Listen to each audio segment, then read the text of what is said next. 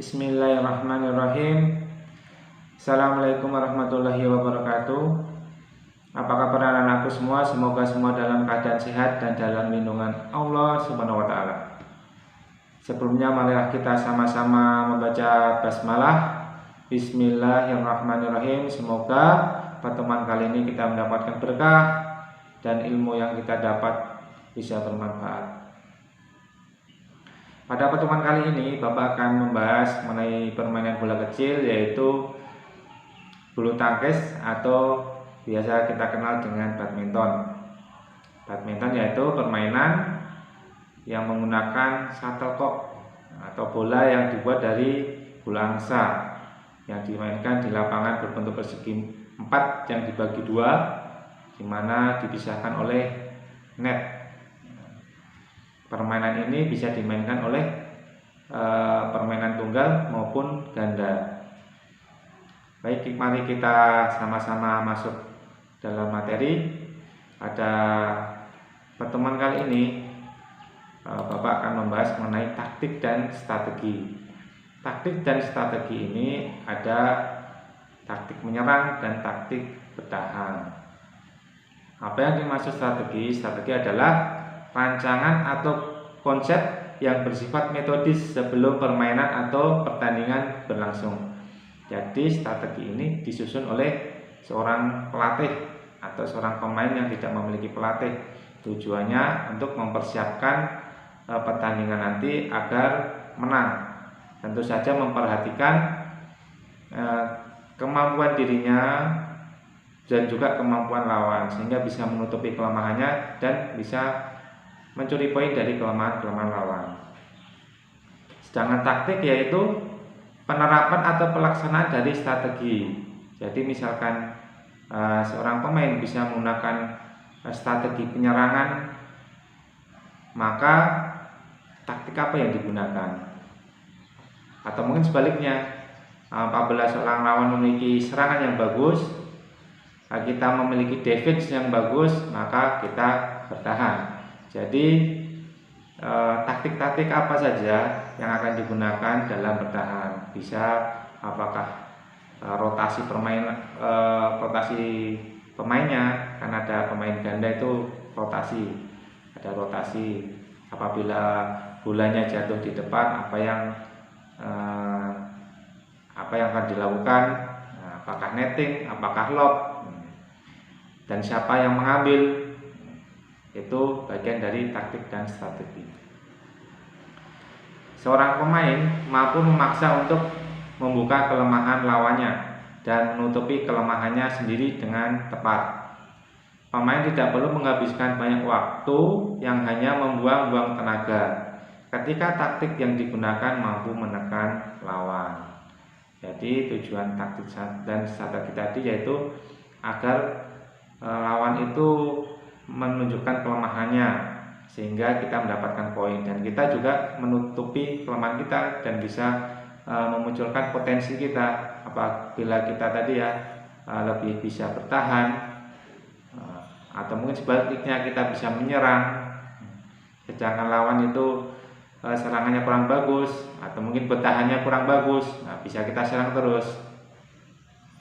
Atau mungkin ada lawan yang bertahannya bagus, apa yang harus dilakukan? Bisa juga strateginya atau taktiknya bisa gerak tipu, atau juga dengan berbagai macam teknik taktik, pukulan atau mungkin pukulan lob, drop shot, macam-macam. Ada pemain yang memiliki daya tahan yang bagus, ada yang memiliki daya tahan yang kurang bagus. Itu juga masuk dalam pertimbangan dalam menyusun taktik dan strategi. Kita bahas pertemuan kali ini yaitu mengenai pola penyerangan dalam permainan bulu tangkis. Pola penyerangan yang baik adalah menggunakan tenaga sekecil mungkin untuk mendapatkan poin atau mengalahkan lawan.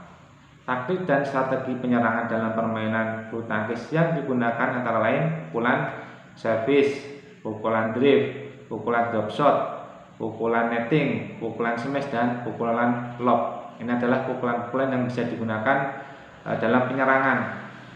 Mungkin anak-anakku heran, ini kok pukulan servis masuk dalam pola penyerangan.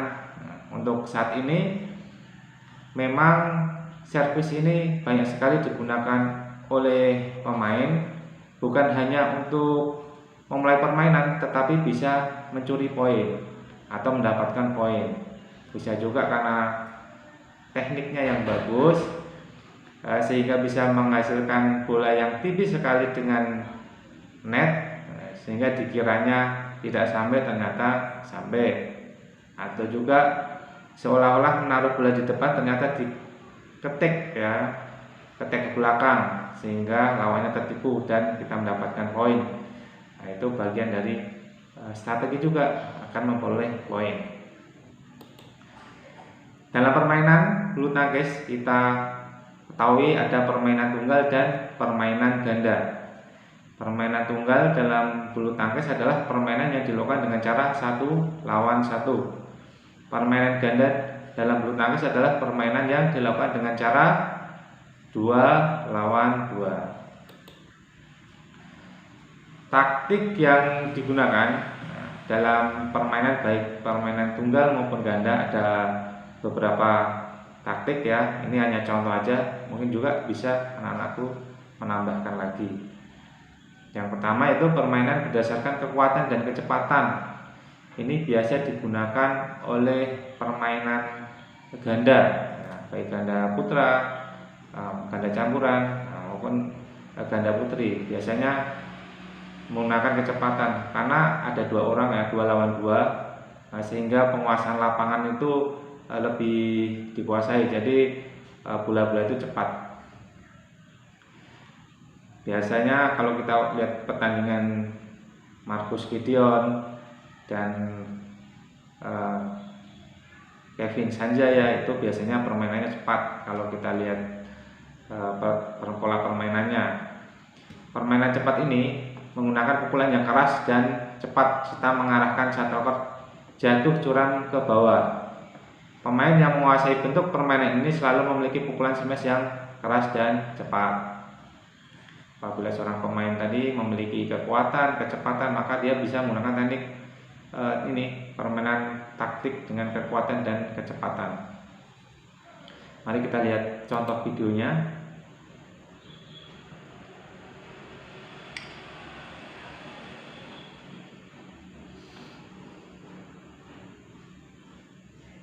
Ini permainan ganda putra, di mana kecepatan, ya, kecepatan, kekuatan di sini dipraktekkan.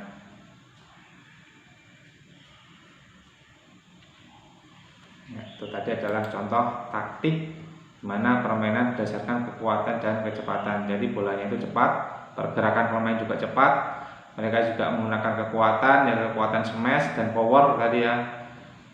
Kemudian taktik berikutnya itu permainan berdasarkan daya tahan dan keuletan. Apabila seorang pemain ini memiliki daya tahan yang bagus dan juga smash yang kurang bagus, atau bisa juga permainan ini memerlukan permainan yang lama.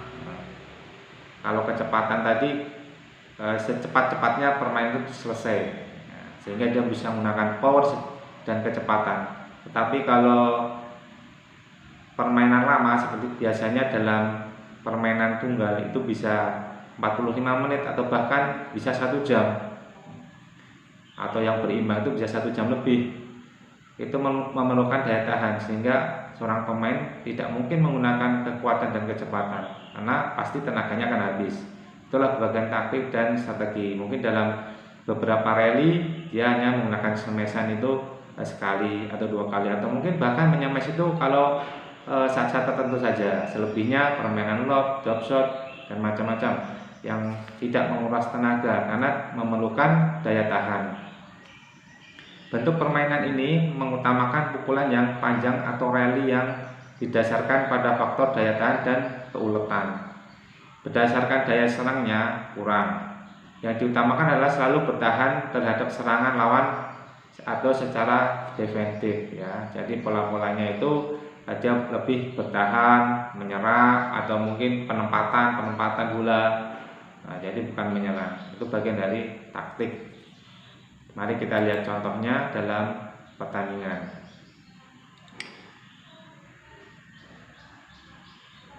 Ini adalah contoh ya permainan tunggal.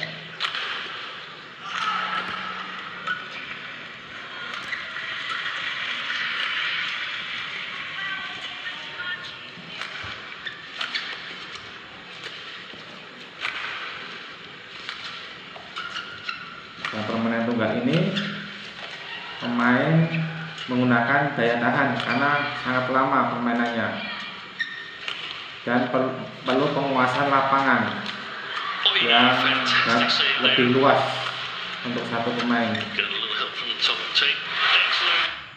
Ya, itu tadi adalah contoh ya. Jadi untuk memperoleh 1 poin aja sangat lama. Jadi memerlukan daya tahan dan kesabaran. Kemudian berikutnya yaitu permainan berdasarkan faktor teknik dan deception atau tipuan. Nah, jadi kalau dalam tipuan ini memerlukan teknik yang bagus. Di sini yang penting adalah penguasaan teknik pukulan dan cara melakukan tipuan. Yang diutamakan dalam permainan ini adalah mendalami dan menguasai teknik pukulan dan cara melakukan tipuan. Jadi teknik tipuan ini bagaimana memperoleh poin dengan menipu lawan. Tentu saja tipuan-tipuan ini tidak digunakan dalam seluruh pertandingan. Bisa juga momen-momen tertentu yang dikiranya bisa memperoleh poin dari tipuan ini. Kita lihat contohnya.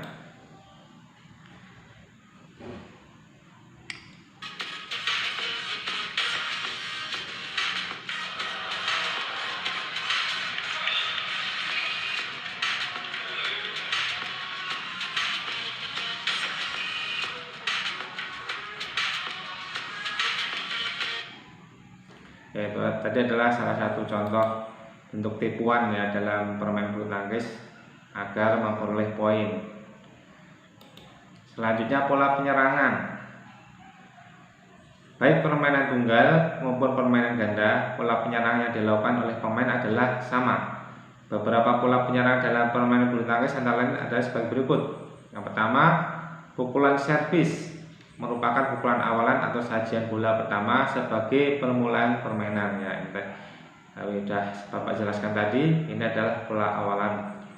Namun bisa juga digunakan untuk memperoleh poin. Baik, nanti bisa anak pelajari semua ya. Bisa baca apabila belum Bapak bacakan. Mari kita lihat ya contohnya.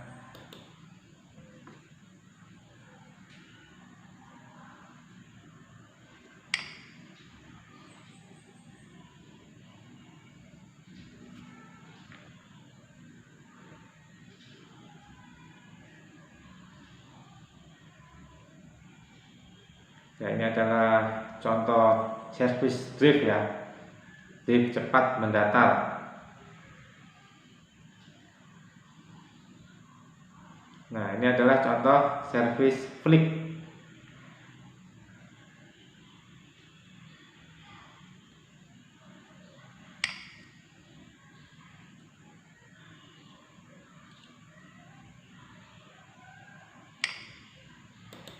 Ya, itu tadi adalah contoh servis ya. Kita tadi lihat contoh servis ya, servis drift, dan ternyata servis flick juga digunakan oleh Muhammad Hasan. Servis ini sendiri ada beberapa macam ya, servis pendek, servis tinggi atau lob, servis drift, dan servis cambuk atau servis flick. Kemudian pukulan lob atau tinggi. Pukulan lob ini ada overhead lob dan underhead lob ya.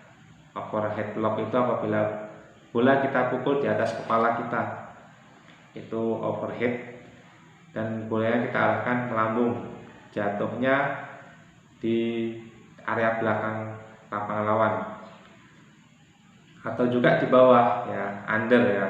Under lob itu bolanya sudah turun ke bawah pinggang, kemudian kita naikkan ke atas, itu juga lob juga, namanya underhand lob. Ini juga bisa memperoleh poin ya, lob apabila pemain yang tadinya bergerak ke depan tentu saja dikombinasikan dengan beberapa pukulan, misalkan habis drop shot kemudian lob. Jadi biasanya pemain menaruh bola ke depan dulu, kemudian kita lob ke belakang. Nah, itu bisa juga memperoleh poin. Kemudian pukulan drift yang mendatar, dan biasanya ini pukulannya cepat, datar cepat ya. Pukulan drift adalah pukulan yang biasa digunakan untuk menekan lawan dan untuk mendapatkan bola-bola yang melambung. Jadi lambungannya seperti ini ya, di sekitar kepala, naik sedikit atau bawah sedikit ya, hampir sejajar dengan net, sejajar dengan net, dan bolanya mendatar. Mari kita lihat contohnya.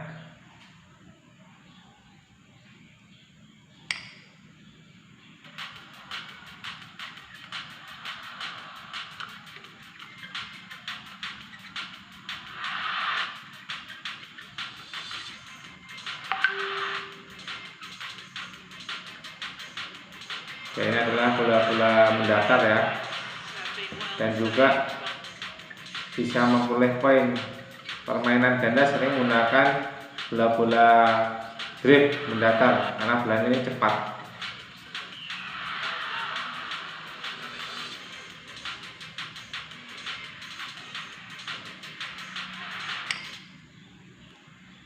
Ya.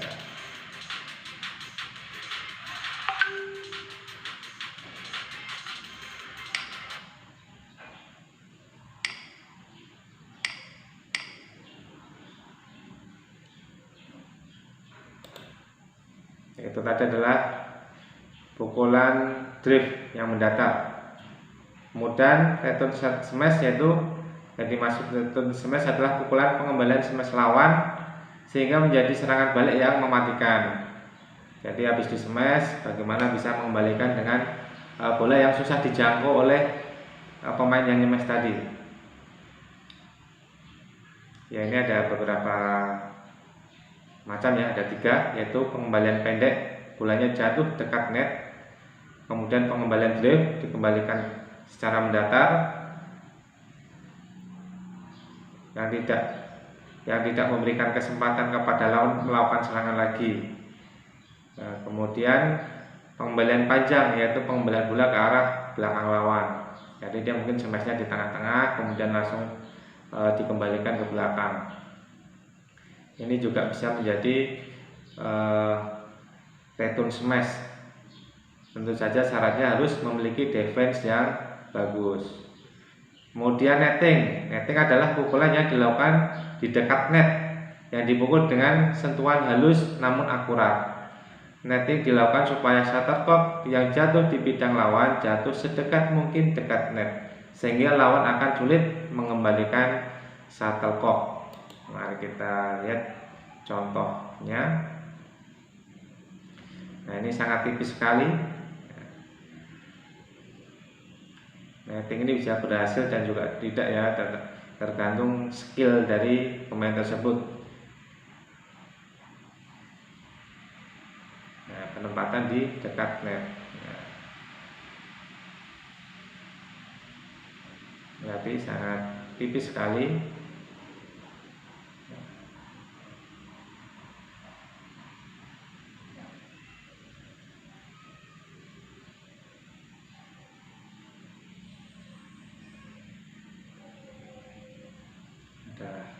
Tadi habis melakukan netting,